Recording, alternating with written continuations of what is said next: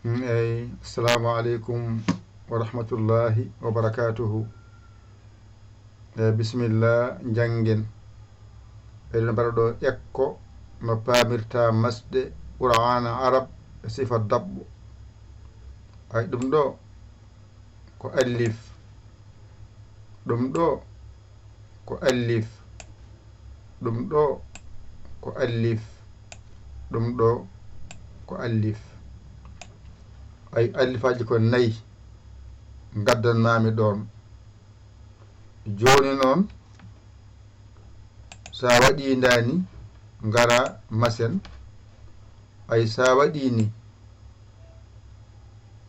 pesgel ngel ɗo gongel dow ɗo kangel wiyete masgal, wadde ko a ay ngal ay oɗo a mo jangunoɗa e pularo kanko woni ɗon o moni. Ay sa waɗimo less wiyete ko pottal less, ay ngel ɗo portel less ko masgel ngel nan ɗon kañum e oɗo i mo jangunoɗa e pularo nandi ko jahata. On saha noon ay ɗo mbatta ɗum ɗo on saha mbaɗani ɗum won tural ko ɗum wiyete o mo jangunoɗa e pularo o moni ko masgal.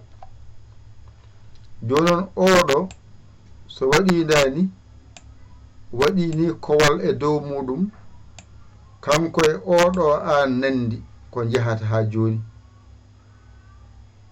Ko wayno wiide kowal ngal ko al en, ko wayno wiide ab en, ay fof ko a adoto. Joni noon kanko allif o arti ɗo, allif nani, allif nani, allif nani, allif nani, ay nayi garti. Ay ko oɗon allif kanko tan ari ɗo,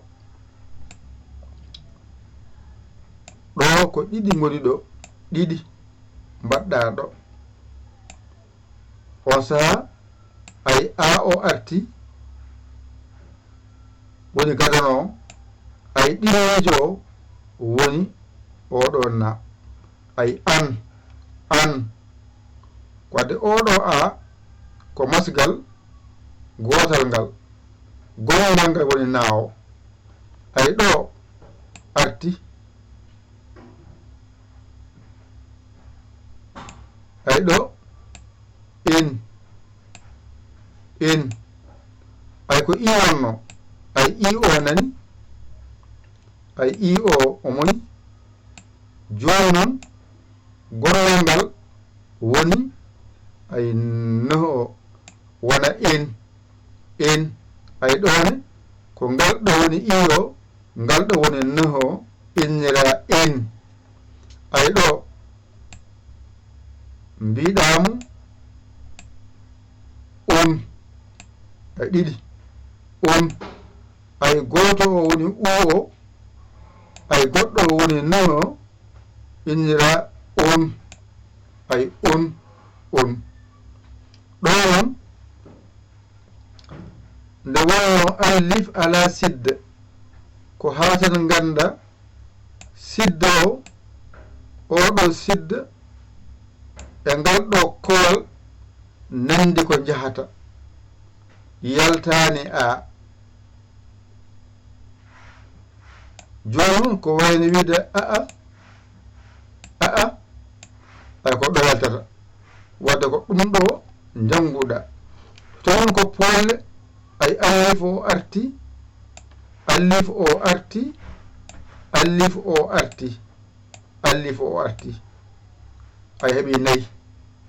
ayide joni noon oɗo allif ko pottal ay nani, wono ko a ko goto. Joni noon ka jodde porgal pottal foƴirte ko allif walla jiya yeeso mum allif jowiɗo walla jiya yeeso mum allif taƴƴo portal dow ngal ɗo sene fooɗa ma yi yeeso mum allif walla jiya yeeso mum allif jowiiɗo walla jiya yeeso mum allif taƴƴo a faami so tawi noon ko portal less seeɗa fooɗa portal less so ene fooɗa ma yi yeeso muɗum ko wayno juburiya walla jiya yeeso muɗum ko wiyete yanara walla jiya yeeso ko wiyete yorit ari ardi tawi noon ko turangal so ene fooɗa ngal ɗo so ene fooɗa ma yi yeeso muɗum wow walla jiya yeeso mum wow taƴƴo ayde ngel ɗo toɓɓere so ngel fooɗoya ma janngal ngel e nder jande wadde ngannda ngel ko ngel wiyete kañum ngel so ngel fooɗoya ma yi jubriya yeeso muɗum wonda allif joyɗi dow muɗum walla jiya yanara yeeso muɗum allif joyi wonda dow muɗum nani ɗo ton alkule masɗe kayɗi ngal ɗo alluwal gootal sa faayi ngal ko wiyete masɗe ko a yalti heen jonon pooleɗe kala jiɗa tan yeeso muɗum kowal anndu haytat fodde yeeso mum sidda hayti fodde a faami ɗono sene fooɗa a yii kowal yeeso muɗum hayti fodde a yii yeeso mum ko wiyete sidda ko hayti fodde ngal ɗo wowo yeeso mum kowal walla yeeso mum sidda anndu hayti fodde ɗono kon noon a yii kowal yeeso muɗum walla a yii sidda yeeso muɗum anndu hayti fodde ɗo tan alluwal ngal ɗo gootal ɗigginta hankadi ko wiyete masɗe ko a yalti heen kono teskono moƴƴi noon ko masgal a tan woodi e masgal i less e masgal u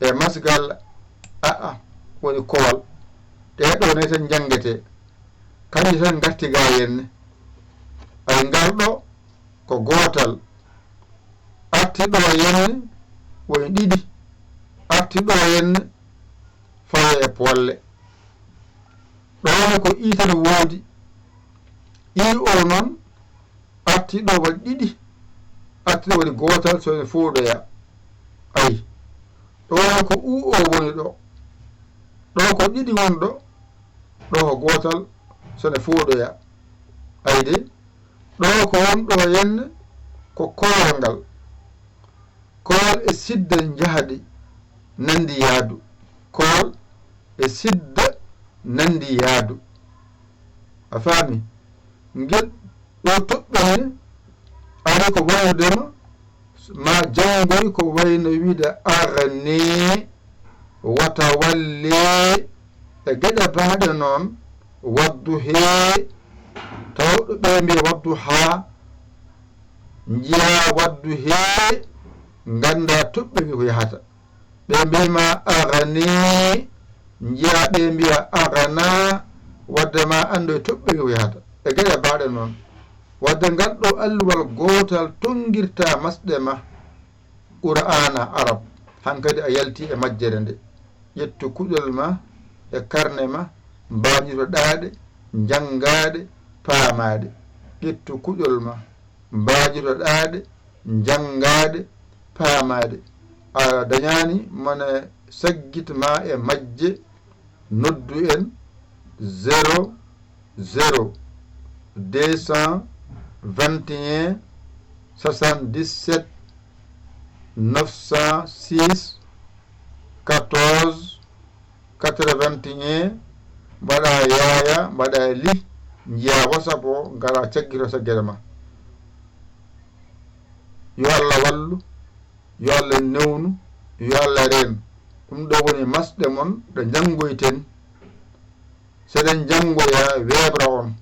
sa wawa ɗeɗo alkulem ɗe masɗe noon ko janngoyte ko tampinoyte yeeso. ko ɗo tan masɗe ɗe kaaɗi.